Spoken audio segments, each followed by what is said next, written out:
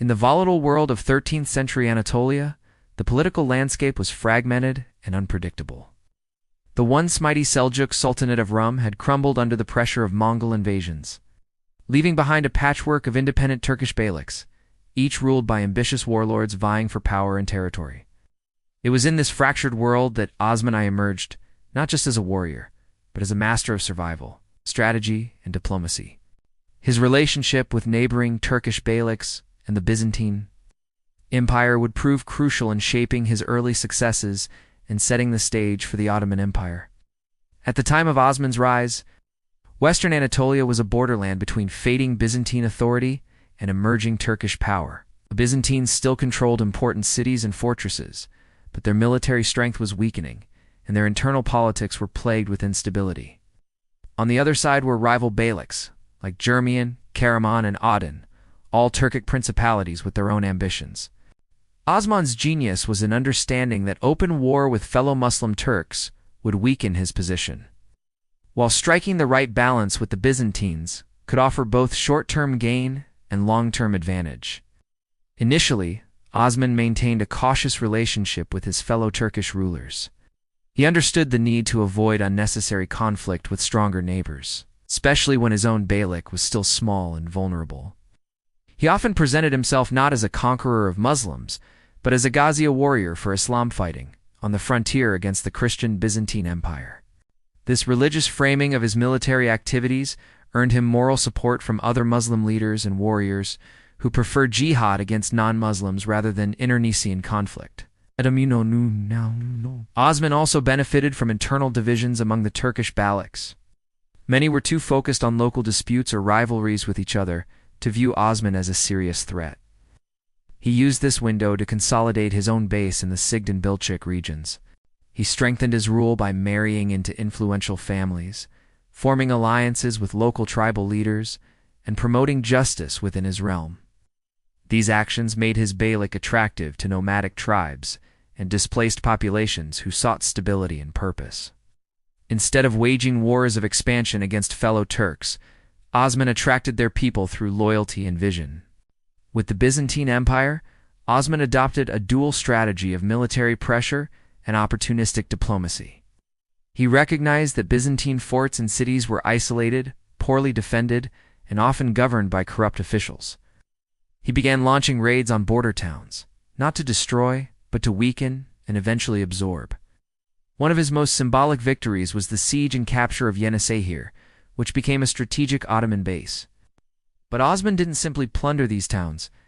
He offered local inhabitants fair treatment, allowed religious freedom, implemented Islamic law, creating a system that was often more just than the decaying Byzantine administration they had previously endured. Interestingly, Osman also exploited internal Byzantine divisions. The empire was rife with civil wars and palace intrigues, and some disgruntled Byzantine commanders even defected to Osman's side, offering him information or support in exchange for land or protection. These moments of cooperation gave Osman valuable insight into Byzantine weaknesses and helped him expand his influence without large-scale battles. He was not simply a warrior, he was a strategist who understood the cracks in his enemies and the ambitions of his neighbors. At the same time, Osman maintained open lines with Byzantine nobles when it served his interests. There were periods of temporary peace or ceasefires, often used by Osman to regroup, resettle, and strengthen his internal institutions. These lulls in conflict were not signs of weakness. They were calculated pauses in a long-term campaign of gradual expansion. By the end of Osman's life, his principality had doubled in size. His reputation as a fair, religiously motivated, and diplomatically astute leader had spread throughout Anatolia. His careful handling of relationships with both rival Turkish Beyliks and the Byzantine Empire ensured that he was never overwhelmed by either side. He understood that in the chaotic world of collapsing empires and emerging powers, the sword alone was not enough. It had to be wielded with wisdom, timing, and restraint. As Osman I's power grew, so too did the complexity of his political environment.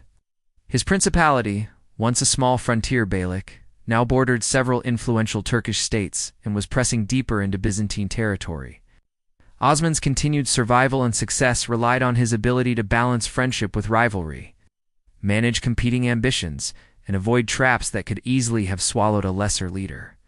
His dealings with both fellow Turkish Beyliks and the Byzantines reveal a leader who combined spiritual idealism with cold strategic logic. Among the Turkish Beyliks, the landscape was fluid and often unstable. The Germanids controlled a powerful principality to the south. The Karamanids were known for their fierce independence and claims to Seljuk legitimacy. And others, like the Aidganids and Mantizi, occupied key regions along the Aegean coast.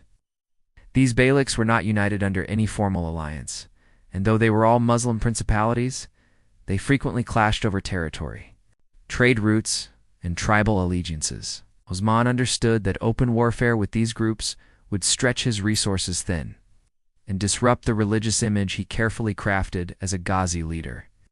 To navigate this environment, Osman pursued a policy of non-aggression and silent competition. Instead of confronting these rival Beyliks directly, he focused his energies on Byzantine targets, winning support from Islamic scholars, tribal warriors, and Sufi orders who viewed fighting infidels as a sacred duty.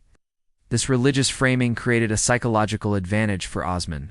It discouraged Muslim leaders from attacking him and gave him a steady flow of fighters who were drawn not by wealth alone, but by the promise of spiritual reward. But Osman didn't just rely on religion to maintain peace. He used marriage alliances and diplomacy to build bridges. One of the most notable examples was the marriage of his son Orhan to Theodora, the daughter of a Byzantine prince. This move was more than a union of families. It was a symbolic gesture of Osman's pragmatic approach to foreign relations. By aligning his house with a branch of the Byzantine nobility, Osman sent a signal that he could be both a warrior and a negotiator. At the same time, Osman knew that alliances with Turkish Beyliks had to be carefully managed. His diplomacy was quiet, personal, and often informal, relying on emissaries, religious leaders, and intermarriage rather than formal treaties. His aim was always to keep his neighbors either neutral or marginally supportive. While he focused on expanding into Byzantine lands, this cautious diplomacy allowed Osman to avoid becoming entangled in the constant tribal feuds that weakened other Beyliks. On the Byzantine front, Osman's policy remained consistent: steady, calculated pressure. He rarely launched full-scale wars. Instead, he used hit-and-run tactics, sieges, psychological warfare to wear down his opponents. One of his most symbolic acts was the siege of Kalakahisar, where he not only defeated a Byzantine garrison, but reportedly treated the captured civilians with unexpected kindness.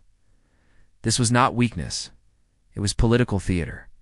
By showing mercy, Osman gained the trust of locals who had grown weary of Byzantine corruption and instability. He also knew how to take advantage of Byzantine weakness. The empire was no longer a cohesive force. It was fragmented by civil wars, succession crises, and financial collapse.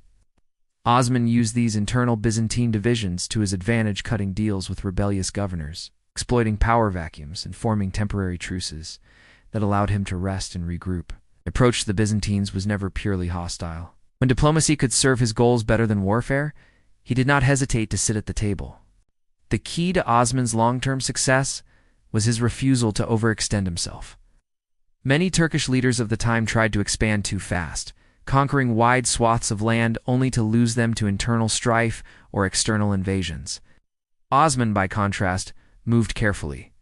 He consolidated one region before advancing to the next, built up institutions, justice systems, religious centers, military networks, before claiming new towns. This deliberate pace made his conquests more sustainable and his administration more respected. By the end of his life, Osman had built not only a political entity, but a culture of leadership, one that emphasized patience, respect, and calculated expansion. His principality had grown without provoking unnecessary wars with Muslim neighbors and without triggering a unified Byzantine response. He had outmaneuvered stronger rivals through a combination of religious appeal, personal diplomacy, and sharp timing. His ability to balance confrontation with coexistence, especially in a volatile region surrounded by competing powers, remains one of his most underrated achievements. By the time of his death in the early 14th century, Osman I had achieved what few of his contemporaries could. He laid the foundation of an empire not simply through conquests, but through relationships carefully cultivated. wisely managed, and deeply strategic. His diplomatic balancing act with both neighboring Turkish Beyliks and the declining Byzantine Empire ensured that his principality did not merely survive, but thrived. It is no exaggeration to say that Osman's approach to regional relations became a blueprint for Ottoman statecraft that endured for generations. Osman's restraint in engaging rival Muslim beyliks in open conflict demonstrated a level of political maturity that was rare for the era. In a time when many Turkish warlords were locked in bloody territorial disputes, Osman stood apart by focusing his energies on common, external targets, primarily the weakening Byzantine frontier. This allowed him to expand his influence without exhausting his resources or alienating fellow Muslims. But more than that, it allowed him to build a reputation as a just and focused leader, someone who prioritized the collective Islamic cause over petty rivalries. This reputation drew support from wandering Ghazis, Sufi orders, scholars, and tribes across Anatolia who saw in Osman's principality a place where their ideals could flourish. The influx of such ideologically aligned individuals strengthened his realm not just militarily, but also spiritually and intellectually. These people brought with them knowledge, experience, and moral credibility, further enhancing Osman's leadership. This growing legitimacy, built largely through Osman's non-aggressive posture toward other beyliks, helped transform his local authority into something with far wider appeal, while his policy of avoidance helped him with the Turks. It was his handling of the Byzantines that most clearly revealed Osman's long-term strategic mind. Osman did not waste energy on trying to conquer Constantinople or other well-fortified Byzantine strongholds early in his reign. Instead, he targeted isolated forts, neglected towns, and trade routes that gave him leverage without provoking overwhelming retaliation. He preferred low-risk, high-reward operations, such as sieging smaller settlements or intercepting supply lines. This guerrilla-like warfare gradually shrunk the Byzantine footprint in Anatolia and boosted Ottoman resources. What's more, Osman understood the importance of timing. When the Byzantines were embroiled in internal civil wars or distracted by foreign enemies, Osman acted decisively. When they were more stable or aligned with powerful allies, he paused and shifted focus, internally reorganizing his administration, resettling his followers, or improving military readiness. This ability to adapt to changing political conditions allowed Osman to maintain forward momentum without overreaching. Equally critical was Osman's policy of religious tolerance in newly conquered areas. While his warriors fought under the banner of Islam, Osman did not seek to impose religion by force on non-Muslim populations. In fact, he often allowed Christians to retain their churches, customs, and local autonomy in exchange for taxes and loyalty. This not only avoided unnecessary rebellion, but also painted Ottoman rule as more orderly and fair than the often corrupt Byzantine officials they replaced. Over time, this comparative justice allowed Osman to win over local populations and integrate them peacefully into the growing Ottoman state. Osman's success with this model shaped the future Ottoman approach to multicultural governance.